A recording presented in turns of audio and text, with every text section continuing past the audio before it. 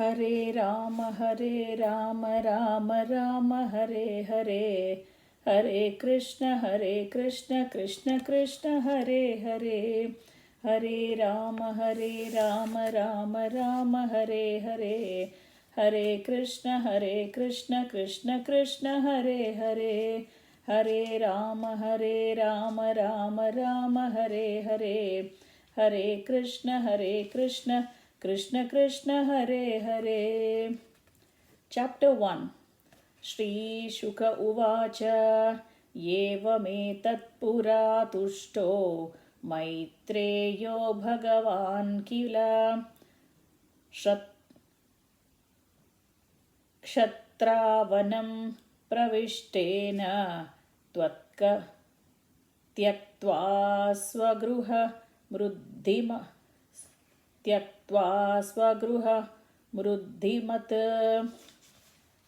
Sukadeva Goswami said, after renouncing his prosperous home and entering the forest, King Vidura, the great devotee, asked this question of his grace Maitreya Rishi. Yadva ayam mantra krubdho Yadva ayam mantra krudvo Bhagavan Akhileshwaraha Pauravendra Gruham Hitva Praviveshatmasat. What else is there to say about the residential house of the Pandavas? Sri Krishna, the Lord of everything, acted as your minister. He used to enter that house as if it were his own, and he did not take any care of Duryodhana's house.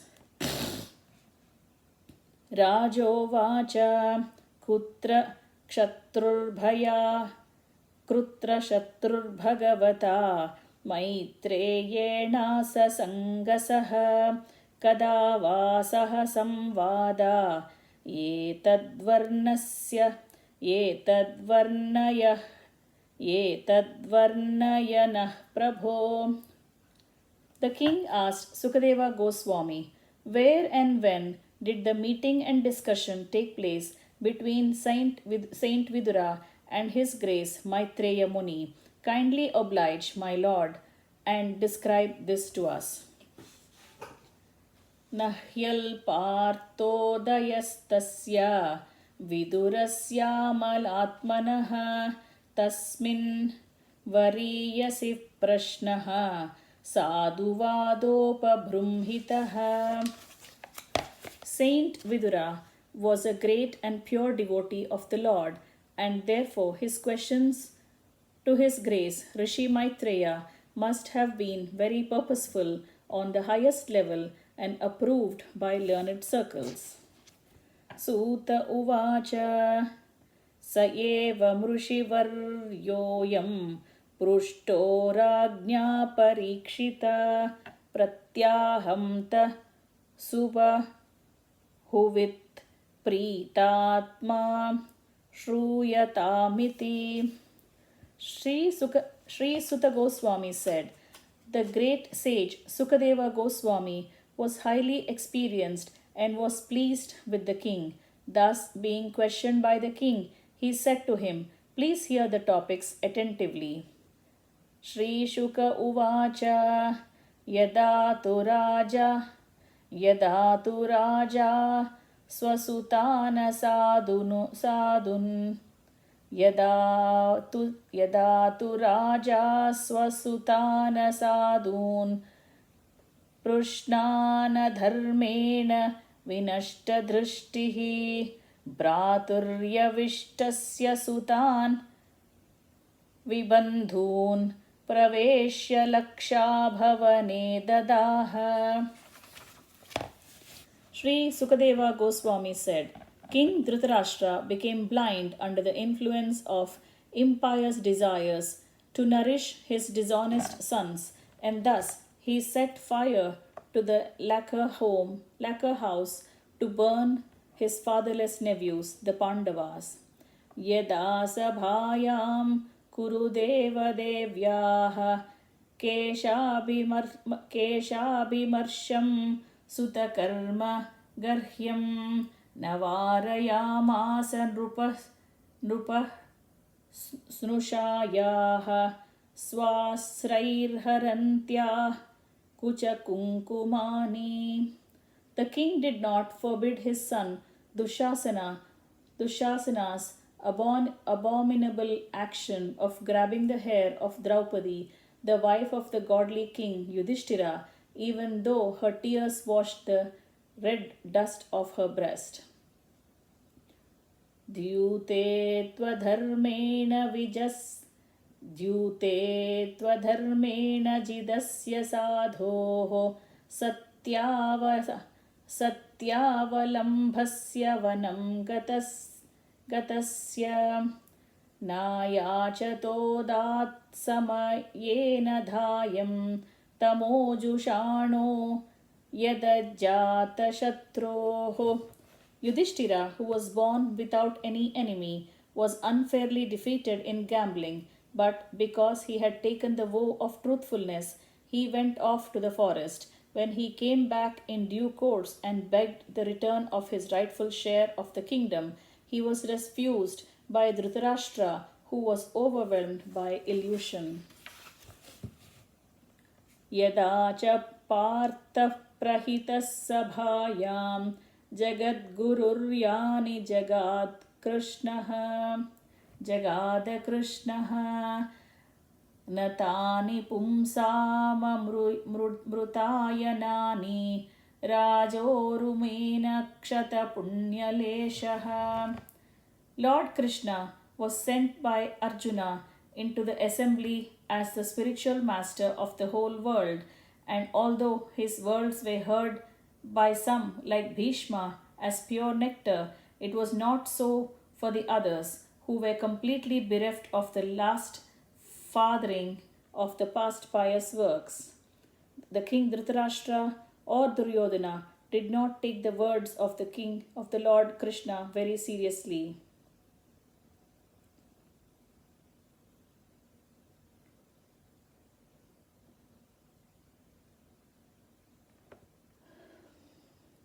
यदोपहूतो भवनं प्रविष्टो मन्त्राय पृष्टः किल पूर्वजेन अताह तन्मन्त्रदृशां वरीयान् यन्मन्त्रिणो वैदुरिकं वदन्ति.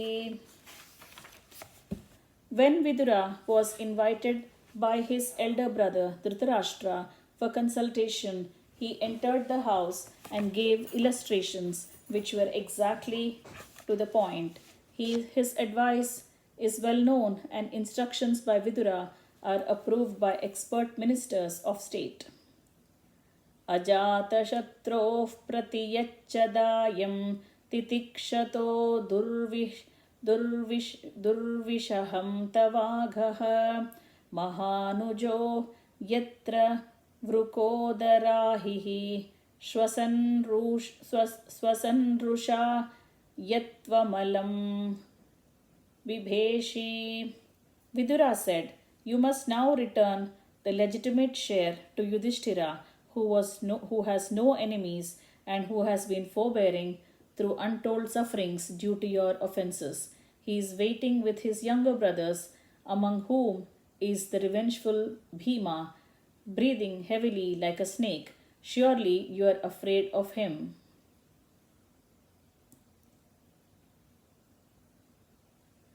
Parthastu devo bhagavan mukundo gruhitavan yakshiti devah aste swapuryam yadu devo vinirjita shesha devah. Lord Krishna, the personality of Godhead, has accepted the sons of Pritha as his kingsmen, and all the kings of the world are with Lord Krishna, Lord Sri Krishna. He is present in his home with all his family members, the kings and the princes of the Yadu dynasty, who have conquered an unlimited number of rulers, and he is the Lord. स एष दोषः पुरुषद्विहास्ते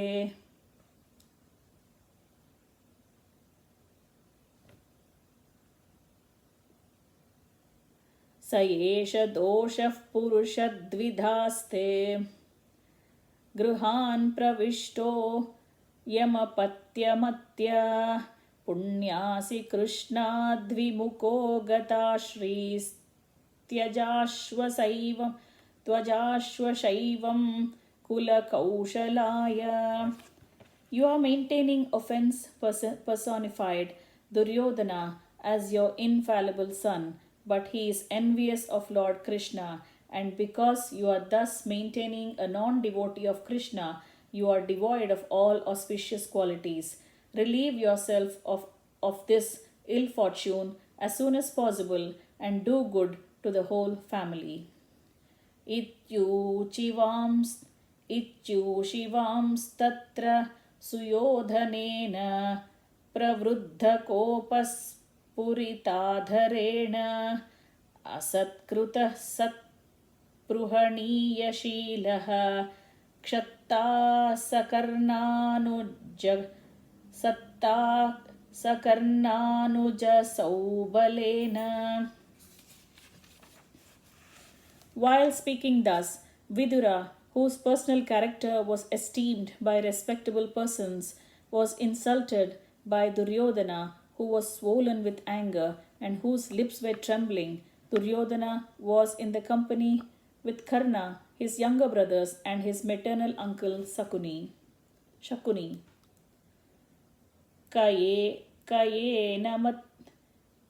येन मत्रोपजृहावजिह्यं धास्यासुतं यद्भलिनैव पृष्टः तस्मिन् प्रतीपः परकृत्य आस्ते निर्वास्यतामाशु पुराश्वसानः. Who asked him to come here? This son of a kept mistress. He is so crooked that he spies in the interest of the enemy against those on whose support he has grown up. Toss him out of the palace immediately and leave him with only his breath. Swayam dhanurdhvari nidhaya mayam bhratruh puro marmasutaditopi sa ityamatyulbhana karna banair gatavyato yadhurumanayanah. Thus being pierced by arrows through his ears and afflicted to the core of his heart, Vidura placed his bow on the door and quit his brother's palace. He was not sorry, for he considered the acts of external energy to be supreme. स निर्गतः कौरवपुण्यलब्धो राजाह्वयात्तीर्थपदः पदानि अन्वाक्रमत्पुण्यचिकीर्षयोर्व्याम् आदिष्ठितो यानि सहस्रमूर्तिः. By his piety, Vidura achieved the advantages of the pious Kauravas. After leaving Hastinapura, he took shelter of many places of pilgrimage, which are the Lord's lotus feet. With a desire to gain a high order of pious life, he travelled to the holy places where thousands of transcendental forms of Lord are situated. Pureshu punyopavanaadrikrunchesh vapangato yeshu saritsarassu anantalingai samalankriteshu chacharatirayataneshvananyah. He began to travel alone, thinking only of Krishna, though various holy places like Ayodhya, Dwaraka,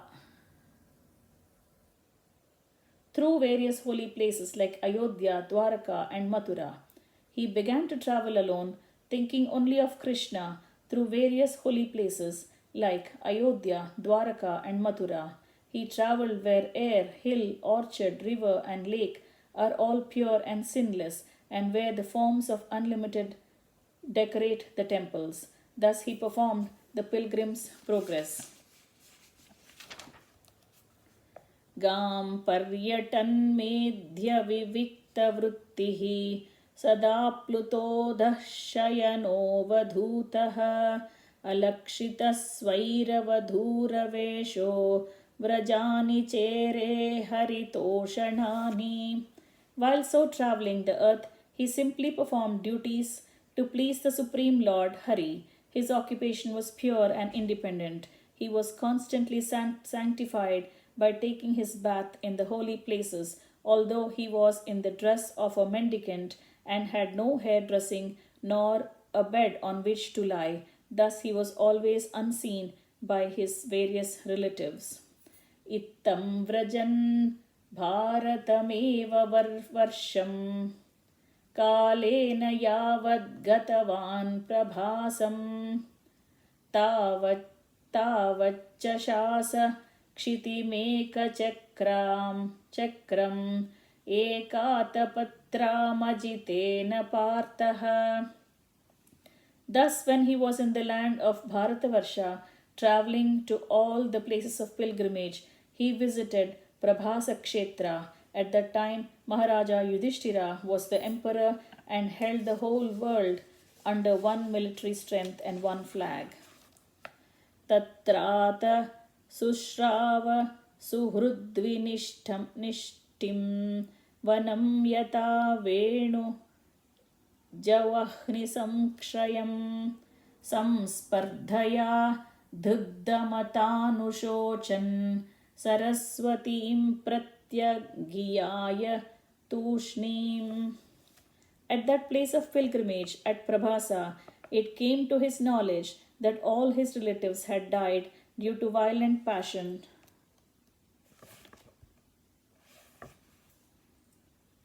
Just as an entire forest burns due to fire produced by friction of bamboos. After this, he proceeded west, where river Saraswati flows. Tasyam tritasyoshanaso manoscha prutoratagnerasitasya vayoho तीर्थं सुधासस्य गवां गृहस्य यच्राद्ददेवस्य स आसिषेवे. On the bank of the river Saraswati, there were 11 places of pilgrimage, namely Trita, Usana, Mano, Prut, Agni, Asita, Vayu, Sudasa, Go, Guha, and Shraddadeva. Vidura visited all of them and duly performed rituals.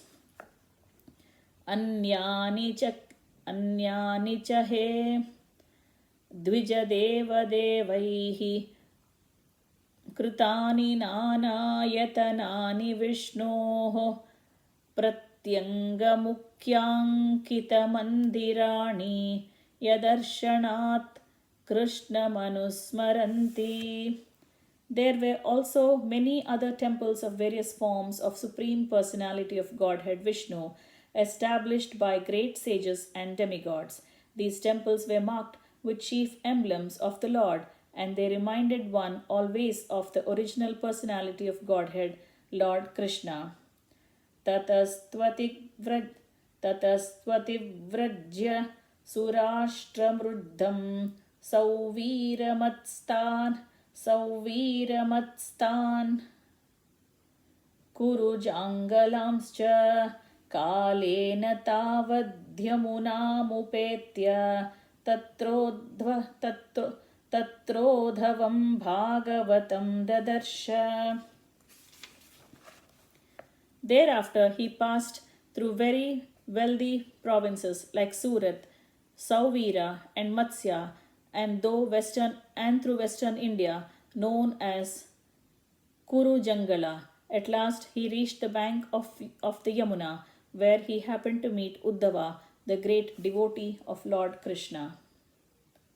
स वासुदेवानुचरं प्रशान्तं बृहस्पतेः प्राक्तनयं प्रतीतम् आलिङ्ग्य गाढं प्रणयेन भद्रं स्वानाम पृच्छद्भगवत्प्रजानाम्.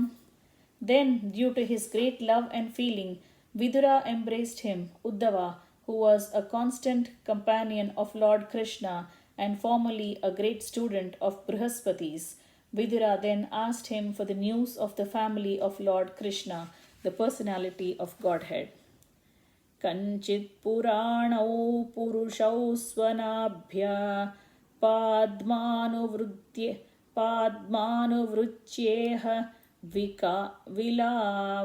विलावतीर्नै आसात् ऊर्व्याः कुशलं विधाय कृतक्षणौ कुलशं शूरगेः.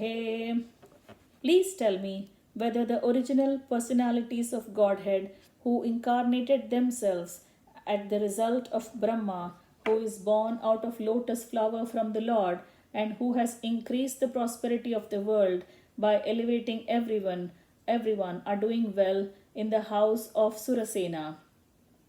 Kachit kurunam paramas suhrunno ma bhamassa aste sukamanga shaurihi yo vai swasrunam पितृवद्ददाति वरान् वदान्यो वरतर्पयेण. Please tell me whether the best friend of the Kurus, our brother-in-law Vasudeva, is doing well. He is very munificent. He is like a father to his sisters, and he is always pleasing to his wives.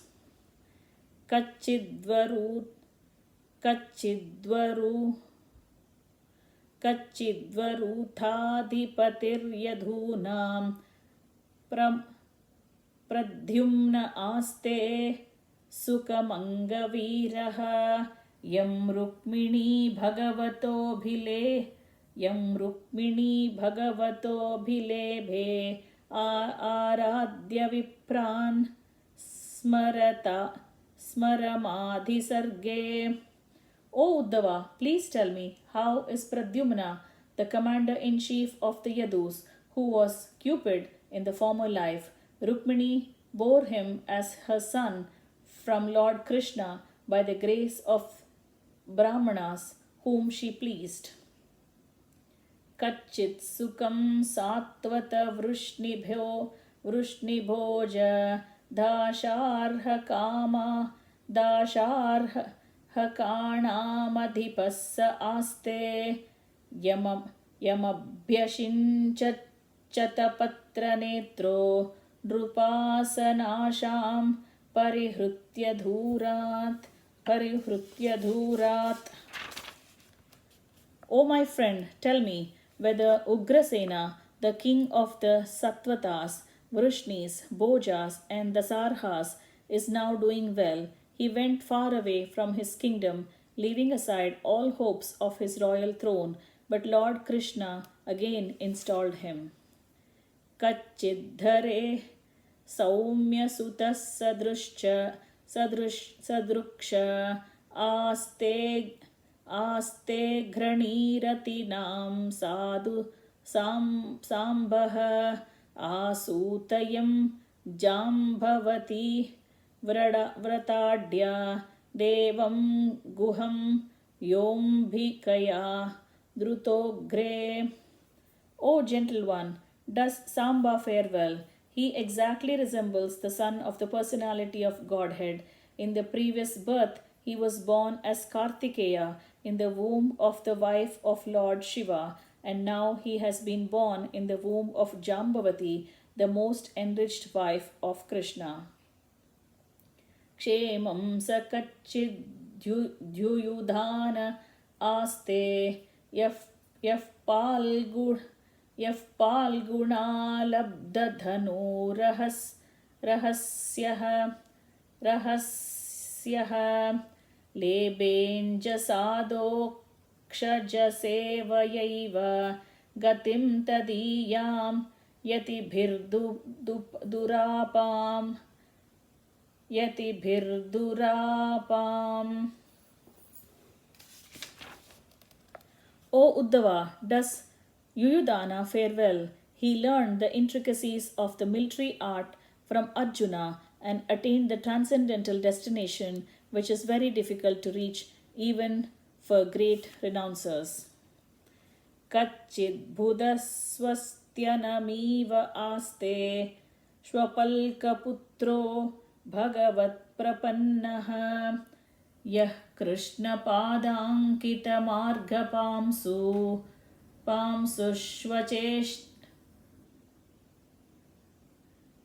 Swacheshtata Prema Vibhinna Dhairyaha. Please tell me whether Akrura, the son of Swapalka, is doing well. He is a faultless soul, surrendered unto the personality of Godhead. He once lost his mental equilibrium due to his ecstasy of transcendental love and fell down on the dust of a road which was marked with the footprints of Lord Krishna. Kachchivam devaka bhojaputriya Vishnu prajaya iva deva matuhu ya vai swagarbhena dadhara devam traiyata yagni vitana martam. As the Vedas are the reservoir of sacrificial purposes, so the daughter of King Devaka Bhoja conceived the supreme personality of Godhead in her womb, as did the mother of demigods. Is Devaki doing well? Is she, Devaki, doing well? Apisvidhaste Bhagavan Sukham Vo Yas Sattvatam Kamadugho Niruddhaha Yamamanantismahi Shabdayonim Manomayam Sattvaturyatattvam. May I inquire whether Aniruddha is doing well? He is the fulfiller of all desires of all the pure devotees and has been considered from yore to be the cause of the Rigveda, the creator of the mind and the fourth plenary expansion of Vishnu. Apisvidhanye cha nijatmadaivam ananyavruttya samanuvrataye hridika satyatma jajah hridika satyatma jacharudeshna gadadhayasvasti charanti saumya. O sober one, others such as Hridika, Charudeshna, Gada, and the son of Satyabhama, who accept Lord Krishna as the soul of the self and thus follow his path without deviation, are they well? Apiswadhorbhyam vijayachutabhyam dharmena dharmah paripati setum duryodhanotapyata yatsabhayam sabrajyalakshmya vijayanuvritya. And let me inquire whether Maharaja Yudhishthira is now maintaining the kingdom according to the religious principles and with respect for the path of religion. Formerly, Duryodhana was burning with envy because Yudhishthira was being protected by the arms of Krishna and Arjuna as if they were his own arms. Kim va krutadhyeshvadhamatyamarshi bhimo hi vardhirghatamam vyasrunjat yasyangripatam ranabhurnasehe margam gadayascharato vichitram.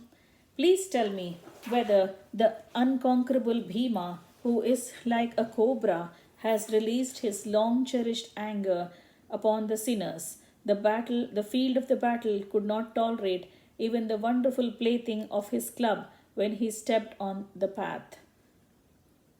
कच्चिद्यशोधा यतयूतपानां गाण्डीवधन्वोपरतारिघास्ते अलक्षितो यच्चरकूटगूढो मायाविकारो गिरिशस्तुतोष. Please tell me whether Arjuna, whose bow bears the name Gandiva and who is always famous among the chariot warriors for vanquishing his enemies, is doing well. He once satisfied Lord Shiva by covering him with arrows when Shiva came as an unidentified false hunter. Yamavrutastvitanayo pruthayah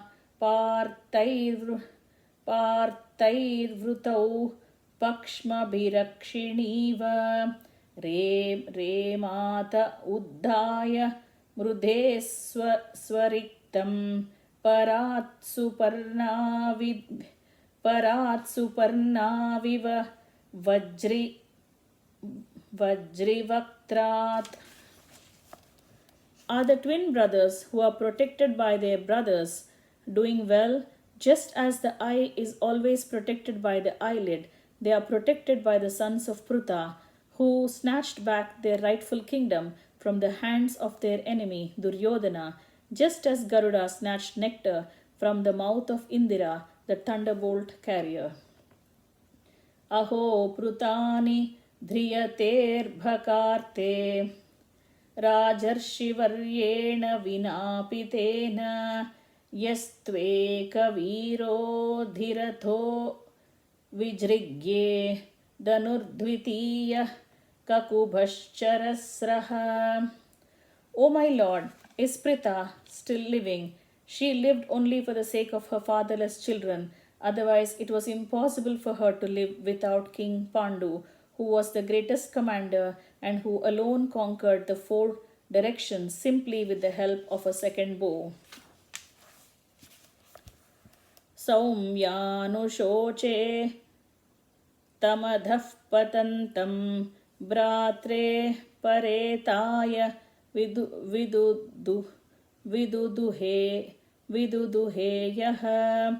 niryapito yena suhrutsvapurya aham swaputran samanuvratena. O gentle one, I simply lament for he, Dhritarashtra, who rebelled against his brothers after. O simple one, I simply lament for he, Dhritarashtra, who rebelled against his brother after death. By him I was driven out of my own house, although I am his sincere well-wisher, because he accepted the line of action adopted by his own sons. Soham harer matya vidambanena drushonrunam chalayato vidhatuhu nanyopalakshya padavim prasada charami pashyan gata vismayotra. I am not astonished at this, having travelled over the world without being seen by others. The activities of the personality of Godhead, which are like those of a man in this mortal world, are bewildering to others, but I know of his greatness by his grace, and thus I am happy in all respects. Nonam rupanam trimadotpatanam mahim suhushchalayatam chamubhihi vadhat prapannarti jihirshayesho yupaikshataadham bhagavan kurunam. Despite his being the Lord and being always willing to relieve the distress of sufferers, he, Krishna, refrained from killing the Kurus, although they committed all sorts of sins, and although he saw other kings constantly agitating the earth by their strong military movements carried out under the dictation of 3 kinds of false pride. अजस्य जन्मोत्पतनाशनाय कर्माण्यकर्तृग्रहणाय पुंसां नन्वन्यता कोर्हति देहयोगं परो गुणानामुत कर्मतन्त्रम्.